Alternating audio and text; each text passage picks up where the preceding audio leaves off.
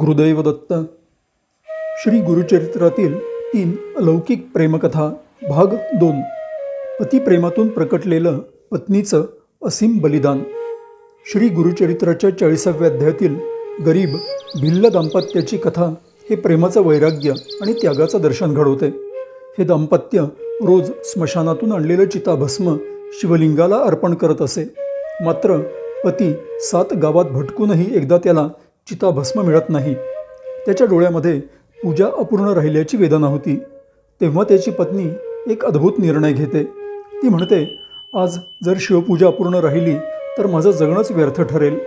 माझं शरीर जाळून जे भस्म मिळेल तेच शिवलिंगाला अर्पण करा. तिच्या या म्हणण्याला पतीचा नकार असतो. पण धर्म आणि अर्धांगिनीच्या तत्त्वज्ञानाचा आधार घेत पत्नी आपल्या पतीला समजावून सांगते. ती म्हणते, मी तुमची अर्धांगिनी असल्यानं तुमचाच अर्धा भाग आहे. त्यामुळे तुम्ही तुमचा अर्धा भाग श्री शिवाला अर्पण करण्यामध्ये काहीच दोष नाही.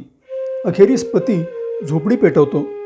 पूजा पूर्ण झाल्यानंतर तो नेहमीप्रमाणे नैवेद्य घेण्यासाठी पत्नीला हाक मारतो. तेवढ्यात भगवान श्री शंकर प्रकट होतात आणि जळून गेलेल्या भिल्ल पत्नीला जिवंत करून पतीसमोर उभं करतात. तिचं हे संजीवन पतीसाठी असीम बलिदान आणि प्रेमातील निष्काम भावामुळे शक्य झालं. पतिपत्नीचं प्रेम जेव्हा परस्परांपुरतं मर्यादित न राहता ईश्वराशी एकरूप होतं तेव्हा मृत्यूसुद्धा त्यापुढे नतमस्तक होतो. गुरुदैव दत्त.